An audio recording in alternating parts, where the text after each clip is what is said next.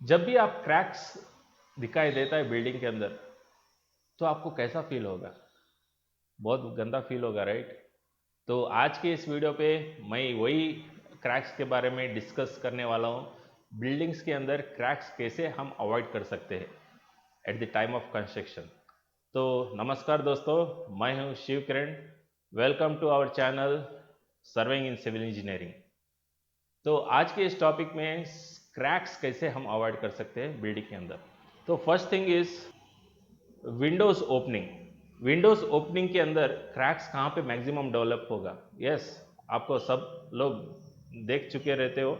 ज़्यादातर जो soffit level बोले तो विंडोज ओपनिंग के बॉटम लेवल के पास एंड्स जो रहता है, सो एंड्स में आपको एक इंक्लाइंड क्रैक दिखाई देगा, राइट? आप इधर फोटो भी देख सकते हो। जो इंक्लाइंड क्रैक दिखाई देगा, वो उसको हम कैसा अवॉइड कर सकते हैं? तो उधर आप क्या कर सकते हो, जब भी eight the time of casting और वॉल जब बनाते वक्त, जब भी आप ओपनिंग छोड़ने लगते हो, तो उधर क्या करना चाहिए? जैसे आप लिंटल बीम देते हो ओपनिंग के ऊपर, विंडोज ओपनिंग के ऊपर लिंटल बीम जो देते हो, तो सेम टू सेम बॉटम में भी आप सॉफिट बीम देना चाहिए। सॉफिट बीम बोले तो सेम एज लिंटल बीम, छोटा सा छोटा सा वो जो बीम है, वो इस वॉल के अंदर घुसना चाहिए। ओके, घुसना चाहिए। कितना कितना? एक 6-6 इंच। ओके, इधर से राइट से 6, राइट एंड लेफ्ट से 6-6 इंच अंदर जाना चाहिए, और उसके ऊपर आपका वॉल कंस्ट्रक्शन होना चाहिए। ओके, तो ऐसा आप कर दिए ना, लाइफ लॉन्ग आपको कहाँ भी क्रैक नहीं दिखाई देगा। कहाँ पे? विंडोज ओपनिंग के पास। ओके, ये एक मैक्सिमम केसेस दिखता है। जहाँ जहाँ भी विंडोज ओपनिंग है, उधर आपको क्रैक्स दिखाई देगा, इंक्लाइंड क्रैक्स। ओके, तो ये एक पॉसिबिलिटी है। और आप और एक काम भी कर सकते हो। आप एक छोटा सा एक बेड भी डाल सकते हो। ओके, एक बेड डाल के, और जहाँ जहाँ पे आपको एंड पे है, उधर थोड़ा सा सरिया डाल के, ओके, जस्ट सरिया डाल के, उस बेड के अंदर सरिया डाल के आप बाद में उसके ऊपर आप वॉल कंस्ट्रक्शन भी कर सकते हो। ये एक भी आप फास्ट फास्ट करना चाह रहे हो तो आप ऐसा भी आप कर सकते हो, राइट? तो ये एक दो चांसेस है करने का, to avoid cracks in the windows opening. Okay, तो ये एक है, मैक्सिमम केसेस पे दिखता है। और सेकेंड जो है, जहाँ जहाँ भी आपको जॉइंट्स है, joints in what sense, like column है और ये है वॉल है। ये जो वॉल एंड कॉलम का जॉइंट जो रहते हैं, ये बीच में जो है, ये दोनों डिफरेंट मटेरियल से बना हुआ है, राइट? तो उसके वजह से जब आप प्लास्टिंग करोगे, प्लास्टिंग करते वक्त आपको कुछ भी प्रॉब्लम नहीं होगा। ओके, जब आप क्यूरिंग करते हो, क्यूरिंग होने के बाद आफ्टर सम मंथ्स में आपको उस जॉइंट्स पे आपको एक क्रैक दिखेगा। Okay, to avoid that crack आप क्या करना चाहिए? आपको एक चिकन मेश लगाना चाहिए इसके बीच में, लाइक पट्टी आप इधर देख सकते हो। चिकन मेश लगाना चाहिए। वो लगाने के बाद आप उसके ऊपर प्लास्टरिंग कर सकते हो। ओके, तो ये एक, टू अवॉइड दैट क्रैक आप ये कर सकते हो। और एक कहाँ पे जॉइंट रहेगा मैक्सिमम केसेस पे? बीम। अगर कॉलम एंड बीम स्टार्टिंग में ही कैस्ट हो चुका है, बाद में आप वॉल कंस्ट्रक्शन कर रहे हो, तो उधर आप आप उस जॉइंट पर भी आपको एक चिकन मेश लगाना चाहिए। ओके, उस जॉइंट पे चिकन मेश लगा के आपको प्लास्टिंग करना चाहिए। आप चिकन मेश भी लगा सकते हो, और आजकल मार्केट में फाइबर मेश भी आ रहा है, वो फाइबर मेश भी आप लगा के प्लास्टिंग कर सकते हो। ओके, ये दो दो केसेस है। वो दो केसेस में कौन सा भी आप लगा सकते हो, चिकन मेश और फाइबर मेश। ओके, तो ये रहा जॉइंट्स के ऊपर। अभी नेक्स्ट हम बात करेंगे स्लैब। तो स्लैब, जब भी हम स्लैब के बारे में सोचते हो, मैक्सिमम क्रैक्स आने का संभावना स्लैब के अंदर ही रहता है। क्यों बोले तो स्लैब ऐसा चीज़ है कि स्लैब्स के अंदर क्रैक आ गया बोले तो बहुत ही मुश्किल होगा, राइट? दीवार के ऊपर क्रैक आए तो कुछ भी प्रॉब्लम नहीं होगा, स्लैब के अंदर क्रैक आ गया तो बहुत कुछ प्रॉब्लम होगा, right? To avoid that slab crack, हम उसके बारे में देखेंगे। स्लैब जब भी आप नया सा कैस्टिंग करते हो, ओके, समझिए आपको 40-60 स्लैब है, 40 बाय 60 का एक स्लैब है, कैस्ट कर रहे हो। तो करते वक्त क्या होता कि 20/60 आपका ऑलरेडी कैस्टिंग हो चुका है, राइट, कंक्रीट का कैस्टिंग हो चुका है।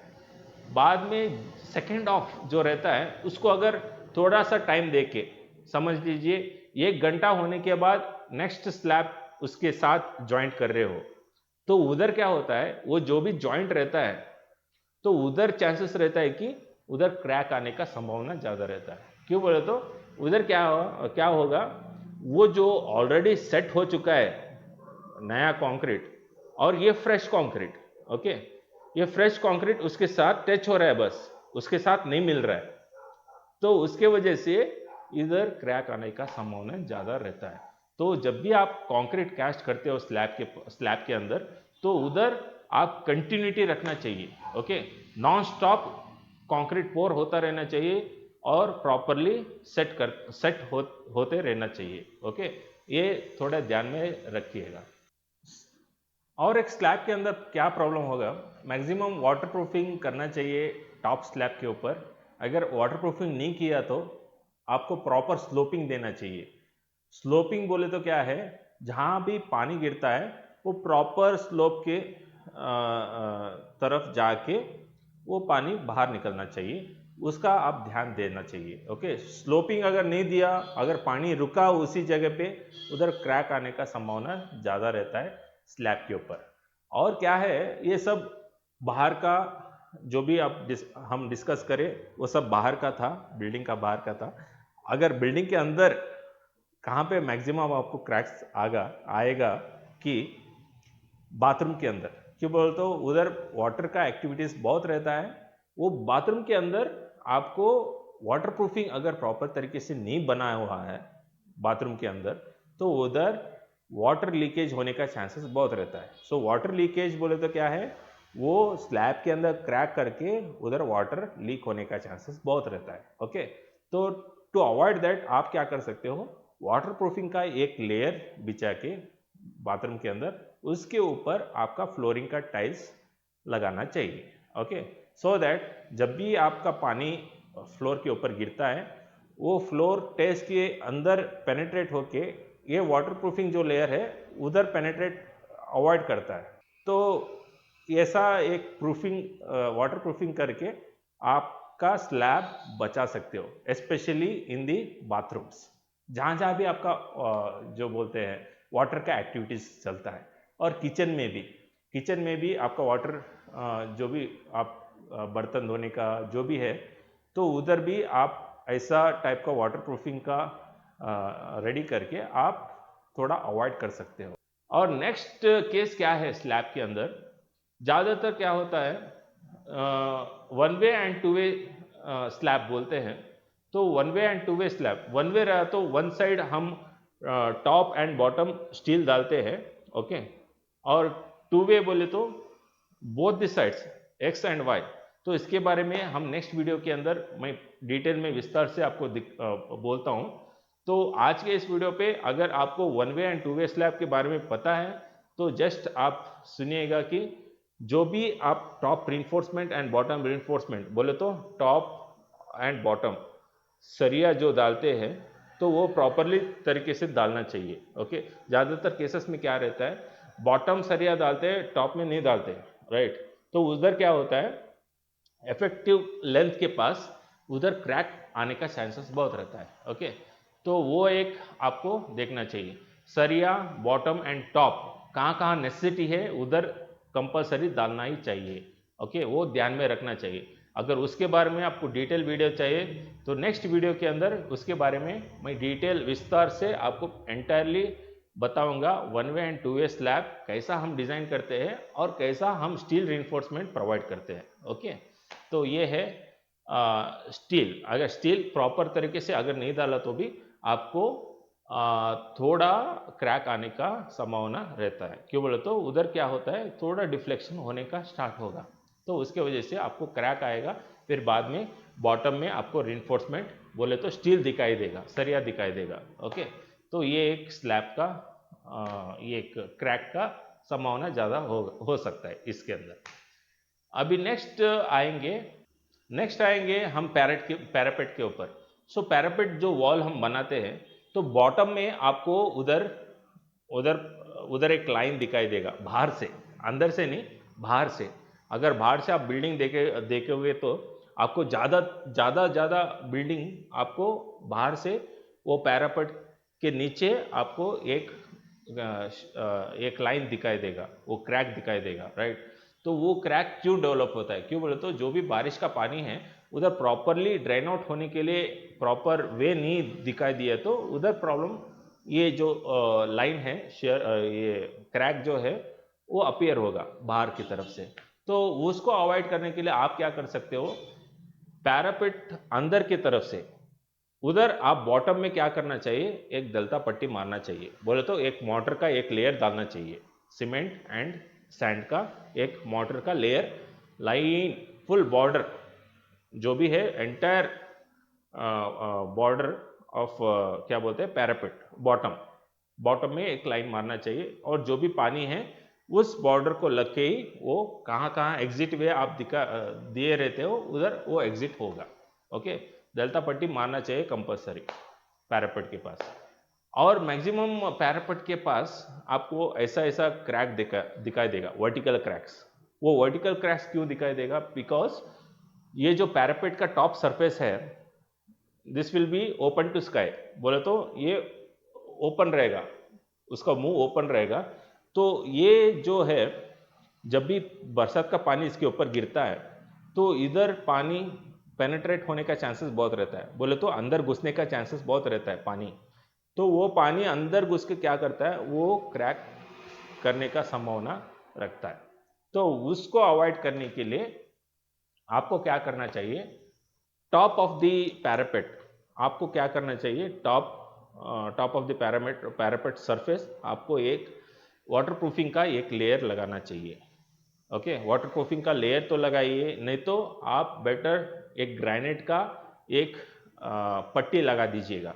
ओके, तो उधर क्या होगा, आप जब भी बारिश का पानी आता है वो ग्रेनाइट के ऊपर गिरता है और बाहर गिर जाता है, तो उससे आप ये जो वर्टिकल क्रैक्स दिखाई देगा पैरापेट के अंदर, उसको आप अवॉइड कर सकते हो उसके अंदर, राइट। तो ये रहा टोटली पैरापेट के ऊपर क्रैक्स आने का संभावना कैसे हम अवॉइड कर सकते हैं। अभी इस ये जो भी है इतना सब मैं जो डिस्कस किया हूँ, ये जो भी क्रैक्स होता है ये सब, ये एक सिंपल नेग्लिजेंसी जो हम करते हैं when eight the time of construction, ये सब मैक्सिमम केसेस होता है। ओके, और बहुत ही इंपॉर्टेंट क्या है क्रैक्स रुकाने का, क्यूरिंग, राइट। ये जो क्यूरिंग जो है, ये क्यूरिंग करने का इतना इंपॉर्टेंट है बिल्डिंग के अंदर। 28 डेज ऑफ क्यूरिंग करना चाहिए बिल्डिंग के अंदर। ओके, आज की तारीख में कोई भी 28 डेज क्यूरिंग नहीं करते हैं, आप कर सकते हो up to minimum 7 days. Okay, 7 days minimum तो करना ही चाहिए, 7 डेज टू 14 डेज तक आप कैरी ओवर कर सकते हो। ओके, तो आज की तारीख में 7 डेज क्यूरिंग कंपलसरी रहना ही चाहिए। कौन सा भी क्या भी कैस्ट करेंगे आपको, कॉलम रहेंगे, वॉल, कुछ भी आप कैस्ट करो, उधर आपको 7 डेज ऑफ क्यूरिंग मिनिमम चाहिए। और स्लैब को कंपलसरी 14 डेज ऑफ क्यूरिंग चाहिए at the time of deshuttering. Okay, ये सब क्राइटेरियाज है, आपको कभी भी ध्यान में रखना चाहिए। ओके, ये क्यूरिंग, अगर ये क्यूरिंग प्रॉपर तरीके से नहीं हुआ तो उधर क्या होता है, क्रैक्स आने का संभावना ज़्यादा रहता है। क्यूरिंग किसके लिए करते हैं, क्यों करते हैं, तो उसका रीज़न क्या है कि जब भी आप कंक्रीट कैस्टिंग करते हो उधर क्या होता है, सीमेंट एंड वाटर, सीमेंट और पानी, ये दोनों जब मिलते हैं उधर हीट ऑफ हाइड्रेशन, बोले तो उधर गर्म जैसा उत्पादक होता है, तो उधर उसको क्या बोलते हैं, हाइड्रेशन बोलते हैं, वो प्रोसेस को क्या बोलते हैं, हाइड्रेशन। उधर थोड़ा हीट प्रोड्यूस करता है। ओके, वो होने के बाद में हम पानी के साथ मिक्स करके वो कैस्ट करने के बाद वो हीट को रिड्यूस करने के लिए हम क्यूरिंग करते हैं, राइट। वो क्यूरिंग करते हैं, वो क्यूरिंग करते वक्त क्या होता है, अगर क्यूरिंग नहीं किए तो वो जो भी एयर अंदर रहता है वो कंक्रीट के अंदर, वो बाहर नहीं आता है। ओके, वो बाहर नहीं आता है। तो वो उसको बाहर निकालने के लिए आपको क्या करना चाहिए, आप प्रॉपर तरीके से क्यूरिंग करना चाहिए। So minimum days of curing कितना दिन करने चाहिए, 7 दिन। वो अगर क्यूरिंग कर दिए ना, वो जो भी है एयर अंदर जो घुसा रहता है वो बाहर आ जाएगा वो क्यूरिंग के टाइम में। वो एक बार बाहर आ गया ना, तो उधर क्रैक आने का संभावना टोटली ज़ीरो। तो उसके वजह से ही हम क्यूरिंग करते हैं। ओके, ये सब थिंग्स है, you have to keep it in your mind. क्यों बोले तो ये अगर प्रॉपर तरीके से फॉलोअप नहीं हुआ कंस्ट्रक्शन के टाइम में, तो क्रैक्स आने का संभावना ज़्यादा रहता है। ओके, तो आज के इस टॉपिक में इतना ही मैं बोल सकता हूँ क्रैक्स के ऊपर। तो ऑलमोस्ट सभी क्रैक्स के बारे में मैं डिस्कस कर चुका हूँ। तो आप जब भी आप बिल्डिंग कंस्ट्रक्शन करते हो, ये सब जो भी मैं आज डिस्कस किया हूँ वो सब थोड़ा ध्यान में रखिएगा और थोड़ा ऑब्जर्वेशन भी कीजिएगा। ओके, तो आज के इस वीडियो पे इतना ही। अगर आपको ये वीडियो इंफॉर्मेटिव लगा तो कृपया करके इस वीडियो को लाइक दीजिएगा। और अगर आप इस वीडियो के अंदर नए से आए हो, तो हमारे चैनल को नए से आए हो तो कृपया करके सब्सक्राइब कीजिएगा। और अगले वीडियो के अंदर ऐसे ही हम लेकर आएंगे informative related in the construction field के ऊपर। तो थैंक्स फॉर वॉचिंग एंड मिलेंगे नेक्स्ट वीडियो के अंदर। Till there take care, bye bye.